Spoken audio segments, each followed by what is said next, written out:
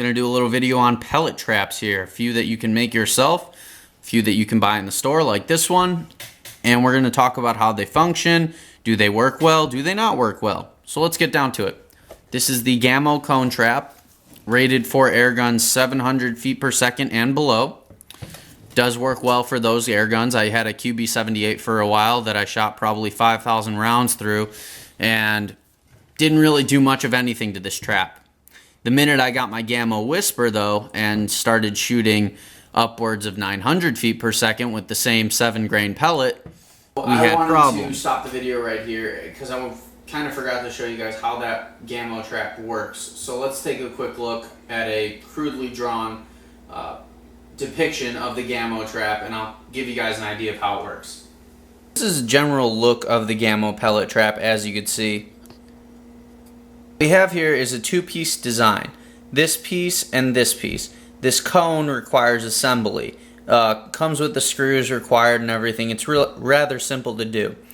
This piece has some cutouts here that you actually slide the cone into, and what happens is this rear piece, which is like the catcher of the lead, has a little deflector, as you can see in the label, that actually blocks the pellets and drops them into the bottom of this retention area. So once you get too full, you just dump it out and go back to shooting. Not very difficult, but as I'm about to show you guys, problems do occur when you shoot at this trap with over 700 feet per second air guns. So let's take a look. I will show you what happens. You can see there are a bunch of dings in here, but this side as a whole is actually bowed out. You can kind of see it there, and you maybe see it in the back, right back in there. There's a little metal looking piece sticking out. I actually had to shim something so there wasn't a hole there, because pellets started ripping through the side here. So this is definitely not something that you want to use for air guns rated over 700 feet per second. So Gammo actually got it right in terms of their marketing on this one. Who would have thought? Just to show you guys what can happen if you do shoot air guns over 700 feet per second. This, actually, this hole probably got ripped in it from a 15 or 16 foot-pound 22 air gun. So not a really powerful air gun, but at the same time more powerful than your average 177, and did create some issues. So if you don't have a solid backstop behind this, if you're using a stronger air gun, you're going to need one, which is why I bought this, I think it's 1/8 inch steel door hinge, and just slide it on there. And that actually works really well. It does throw a ricochet out every now and again, but thankfully never in my direction. But nonetheless, I still wear shooting glasses, especially when you're indoors. You're probably going to be at shorter distances, so it's always best to wear shooting glasses. So this is just one style that you can use. Here is another. Alright, so this is a trap I made out of an old Animal Crackers package. Hard plastic. Not that that's going to stop a pellet in and of itself, but as you can see, the walls of this are actually lined with inch-thick clay, which do slow down the pellets quite a bit. You can see a couple holes here. This is a rather untouched side, and I'll show you the touched sides in a minute, which are pretty beat up. But this is nice because it gives you 4 different sides to shoot at. And the other thing is there's inch-thick clay on each side, which does a good bit of the stopping. Side, I've stuffed some t-shirts in there for added protection, and no pellet even makes it halfway through this thing. I have checked that to confirm. But no pellets really make it anywhere near the other side of this thing, which is great. And it weighs a ton, which means it's not going to move in the wind, or when you shoot it for that matter. This side has a couple holes in it, nothing major. This side is beat to crap. As you can see, the plastic starts ripping up, and this is when a side becomes pretty much unusable. Get you kind of close there. As you can see, that's about an inch, 2 inches thick, or 2 inches in that hole itself. But that's also duplicate. That's also a problem because I've been shooting at this side as well. But like I said, you just get new t-shirts and you stuff them in, and it really will solve that problem real quick. But like I said, gives you 4 sides, will stop just about anything initially. I mean, for a good little bit. I'd say that damage was caused by probably 1,000 rounds of a 22 30 foot-pound air rifle at close range and far range. So this works really well, really inexpensive, probably about $10. That Gammo trap I just showed you costs 15 to 20. It does come with some Gammo targets, but they're not the greatest. They do work well, I suppose, in a pinch. How I get targets onto here, you can use a push pin. I prefer to use this spray adhesive. You just spray down your target and you throw it on. It takes about 5 minutes to cure. So if you throw all 5 sides or all 4 sides on, you'll be all good. This is just a regular old piece of 8.5 by 11 computer paper. As you can see, it is a little bigger, but actually the edges of the trap are right on the edges of the targets. So if you're a really good shot and you hit only the 10 ring, you'll be just fine. No, I'm just kidding. I don't expect you to do that, but not really a big issue of worrying about if a target is, or if your trap is not going to stop a pellet on this outside target lane. So this is a really nice inexpensive trap. Next way to build a pellet trap is probably the cheapest. All you really need is a box. Any size will do, but you want one that is at least big enough to fit an 8.5 by 11 piece of paper, because that's what we shoot at, or at least what I shoot at mostly when I print out targets off my computer or something like that. So what you need is a box of that size. You also going to need some t-shirts or other clothing, jeans, sweatshirts. Sweatshirts work really well. Old clothing in general is what you want.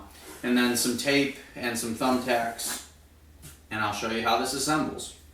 What we have laid out right now are all the materials we're going to need to assemble this. So we have some t-shirts, your masking tape, or I prefer packing tape because it's just better, and then some thumbtacks, your average run-of-the-mill household thumbtack. Any kind will do. So what I like to do is I like to place a book or something heavy in the back. You could use wood or something like that, kind of like an assurance piece, just in case you forget to swap out the t-shirts at some point. So just something that sits back there, adds a little weight to it, so it's not going to go anywhere when you shoot it or in a strong wind, if you choose to place this outside, of course. So what you're going to do after that point is you're just going to, I got about 3 shirts here, you're just going to layer them in nice and easy. Normally I'd put a ton more in there than that, but right now, obviously, this is just an example. So you put as many t-shirts as you can fit in there, and generally it'll only penetrate the first 2, and then you can, kind of take those out and put new ones in, or just kind of recycle the ones that were in the back to the front. So this will last a really long time. I have one that I've been using for about 5,000 rounds, and I'm just now replacing those first 2 t-shirts. So it works really well, especially if you kind of spread your impacts out over the whole area. So what we do next is obviously you're going to fold your box up, take your tape. You could use like staples, I suppose, as well, but we're going to take our tape and just seal the box up. So what you're looking for here is something that will fit an 8.5 by 11 piece of paper. So here we have a target, 20 bullseyes on it, and as you can see, this fits very well. This is your normal average size printer paper. I believe it's 8.5 by 11. And then all you do is you take your thumbtacks, and then you're good to go. So you can take as many shots as you want on this. You just have to make sure that you check to make sure the t-shirts aren't all holy and broken up. This trap really doesn't cost you much of anything, and it's very effective. It's also really quiet. You don't really hear anything on impact, which is very nice, especially if you're shooting in the backyard or inside for that matter. You don't get sounds echoing, or your neighbors aren't going to come outside and see what's up. Even if you have a quiet gun, sometimes shooting at a metal trap will alert people that you're doing something. So in this case, this is a really quiet trap idea and very effective for pretty much all air guns up to big bores, or those 25 cals pushing maybe like 80 foot-pounds. So if you're firing, just your average 22 normal powered PCP, or anything under that kind of 40 to 50 foot-pound power level, you're going to get a lot of use out of this and be able to use it very often. All you got to do is replace t-shirts. So very simple, very, very inexpensive, and one of the ones I definitely like to use when I don't. Alright guys, so this is another pellet trap or backstop style I like a lot. This is just a tree stump that I got because my neighbors had their tree in their front yard cut down, and this was left over. Asked them if I could take it, and they said yeah. So as you can see, tons of pellets backed up in there and absolutely no issues. Obviously this is about a foot-long piece of a tree stump, so you're not going to have any pellet going through there. If you were shooting bullets at it, you're going to have a different issue. But this is perfect for air guns, mainly because, as you can see, most of the pellets get stopped up in here real close. Don't go very far in, but some of them do get, an inch in there or so if you shoot at the hole enough. And like I said, an inch off of a 12-inch piece of wood is not a big deal. This is big enough to fit a 12-inch piece of paper, which is great as well. And as you can see from all the staples, I just use a staple gun or a regular stapler and put the pieces of paper up there. And this creates an awesome backstop or just a trap in and of itself. So this is another style I am definitely really a fan of. And I wanted to give you guys a quick idea of what's coming up in terms of the videos I have coming. Got some pretty cool stuff actually. This is a CZ200S with the target stock, which is commonly known as the 200T. Swapped out the red laminate stock for a target stock, and very impressive little rifle, meant for 10-meter target shooting.